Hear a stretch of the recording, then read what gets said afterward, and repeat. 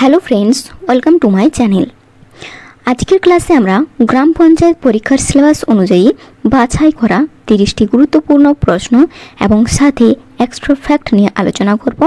তাই সময় নষ্ট না করে ক্লাসটি প্রথম থেকে শেষ পর্যন্ত প্রতিটি প্রশ্ন ভালো করে দেখে নাও।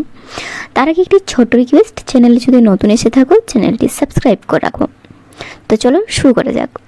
এই ভিডিওর ফার্স্ট কোশ্চেন দেখো কি রয়েছে, চন্দ্রমল্লিকা কোন দেশের প্রতীক?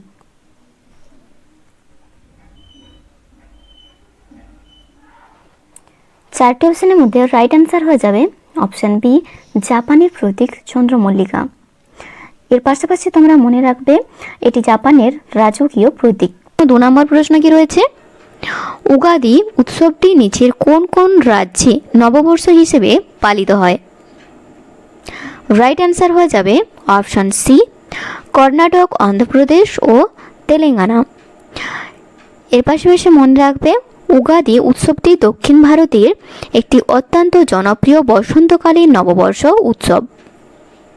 3 নম্বর প্রশ্ন দেখো কি রয়েছে, আসামের প্রধান কৃষিভিত্তিক ও নববর্ষ উৎসবের নাম কি?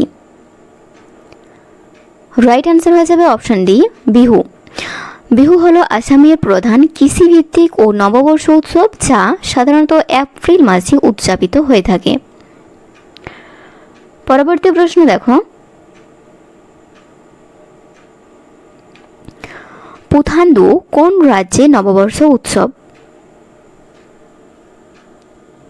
Right answer option C, Tamil Nadu.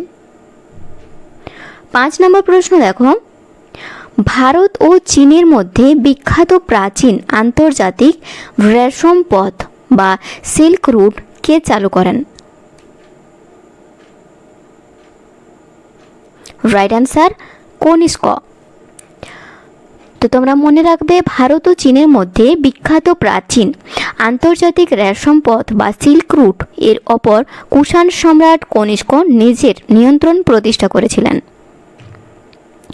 6 নম্বর প্রশ্ন দেখো, কুষাণ সম্রাট কনিষ্ক কত খ্রিস্টাব্দে সিংহাসনে বসেন এবং শকাব্দ প্রচলন করেন?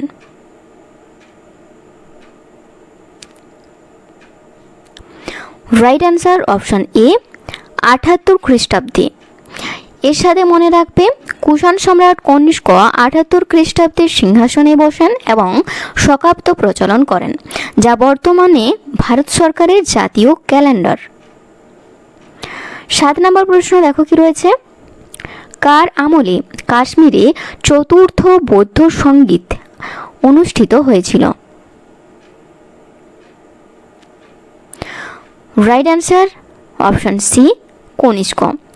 72 খ্রিস্টাব্দে কাশ্মীরে আয়োজিত এই চতুর্থ বৌদ্ধ সঙ্গীতেই বৌদ্ধ ধর্ম হিনজান ও মহাযান এই 2 ভাগে বিভক্ত হয়ে যায়। 8 নম্বর প্রশ্ন দেখো কি রয়েছে, ভারতের ভূমি রাজস্বের ক্ষেত্রে মহলওয়ারি ব্যবস্থা কত সালে চালু করা হয়?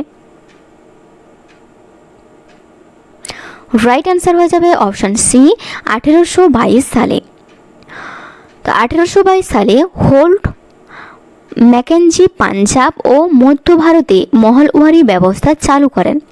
মহল কথার অর্থ গ্রাম বা কয়েকটি গ্রামের সমষ্টি। 9 নম্বর প্রশ্ন দেখো, লর্ড কর্নওয়ালিস 1793 সালে বাংলা, বিহার ও উড়িষ্যায় কোন ভূমি রাজস্ব ব্যবস্থা চালু করেন? রাইট অ্যান্সার চিরস্থায়ী বন্দোবস্ত। লর্ড কর্নওয়ালিস 1793 সালে বাংলা, বিহার ও উড়িষ্যায় এই ভূমি রাজস্ব ব্যবস্থা চালু করেন। পরবর্তী প্রশ্ন দেখো 10 নম্বর প্রশ্ন, 1820 সালে থমাস মুনরো এবং আলেকজান্ডার ফ্রিড মাদ্রাজ ও বোম্বে প্রেসিডেন্সিতে কোন ব্যবস্থা চালু করেন? এই প্রশ্নের রাইট অ্যান্সার হয়ে যাবে অপশন এ, রায়তওয়ারি ব্যবস্থা। এখানে তোমরা মনে রাখবে 1820 সালে থমাস মুনরো এবং আলেকজান্ডার ফ্রিড মাদ্রাস ও বোম্বে প্রেসিডেন্টস এই ব্যবস্থা চালু করেন, যেখানে চাষিদের রায়ত সরাসরি সরকারকে রাজস্ব দিতে হতো। নেক্সট কোশ্চেন, ভারতের প্রথম হাইকোর্ট কোথায় প্রতিষ্ঠিত হয়? এই প্রশ্নের রাইট অ্যান্সার অপশন ডি, কলকাতাতে। এর পাশাপাশি তোমরা মনে রাখবে কলকাতা হাইকোর্টের প্রথম প্রধান বিচারপতি ছিলেন স্যার বার্নস পিকক এবং প্রথম ভারতীয় বিচারপতি ছিলেন শম্ভুনাথ পণ্ডিত। পরবর্তী প্রশ্ন দেখো, সল্টলেক স্টেডিয়াম অন্য কি নামে পরিচিত? তো এই প্রশ্নের রাইট অ্যান্সার হয়ে যাবে বিবেকানন্দ যুব ভারতী ক্রীড়াঙ্গন। তো এর পাশাপাশি মনে রাখবে এটি পশ্চিমবঙ্গের বিধাননগরে অবস্থিত। এটি বহুমুখী স্টেডিয়াম যা কলকাতা বিমানবন্দর থেকে প্রায় 13 কিমি দূরে অবস্থিত। নেক্সট কোশ্চেন দেখো, সুপ্রিম কোর্টের বিচারপতির অবসর গ্রহণের বয়স কত? তো রাইট অ্যান্সার হয়ে যাবে অপশান সি, 65 বছর।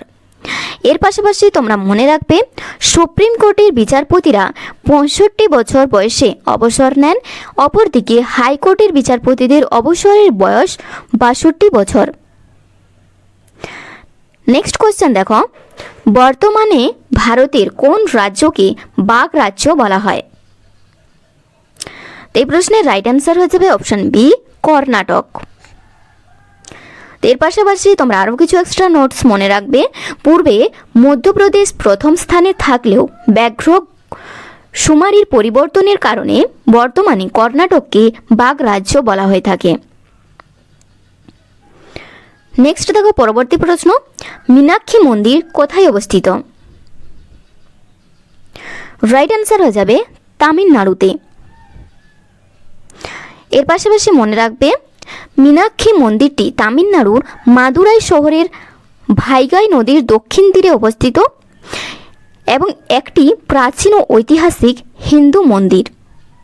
পরের প্রশ্ন, কোন গ্রহকে লাল গ্রহ বলা হয়?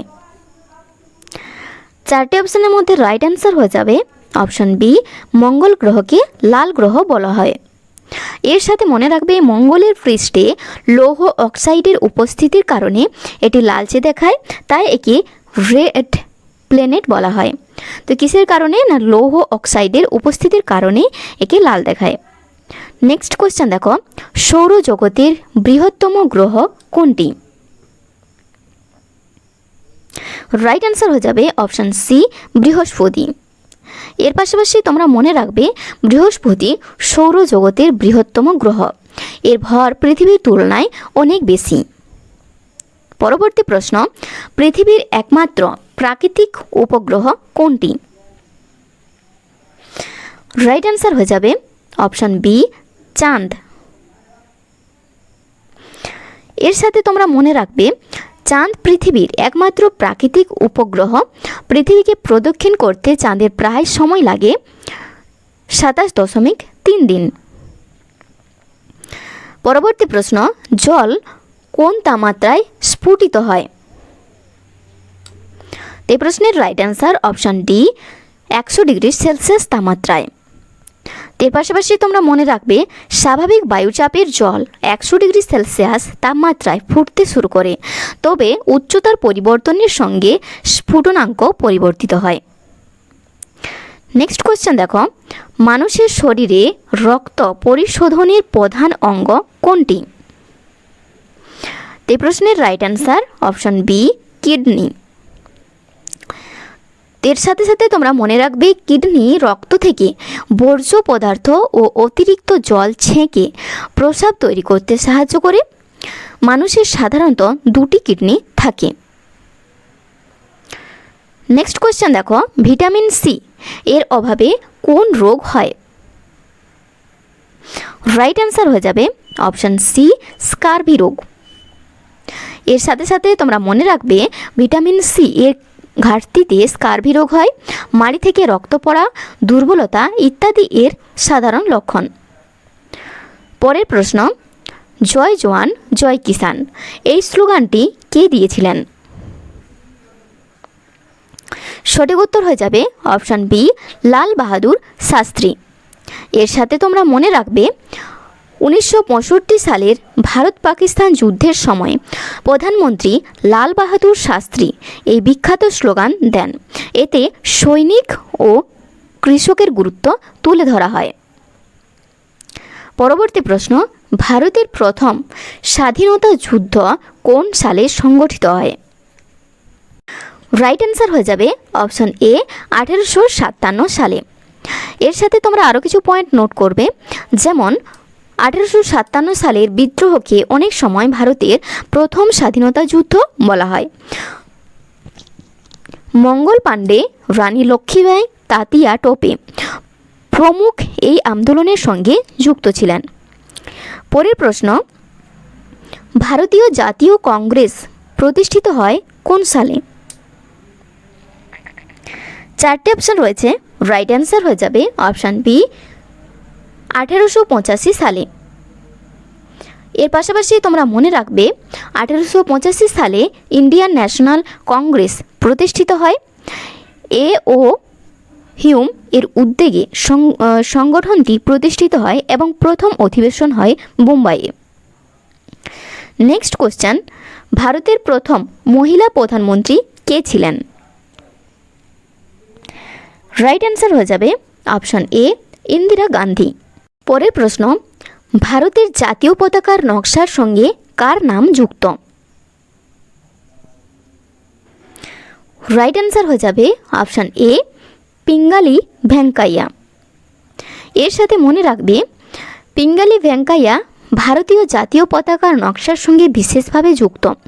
বর্তমান জাতীয় পতাকার কেন্দ্রে অশোক চক্র রয়েছে। পরবর্তী প্রশ্ন দেখো, অশোক চক্রে মোট কয়টি কাঁটা বা স্পোক রয়েছে? রাইট অ্যান্সার হয়ে যাবে অপশন সি 24টি। এর সাথে মনে রাখবে জাতীয় পতাকার সাদা অংশের কেন্দ্রে নীল রঙের অশোক চক্র রয়েছে।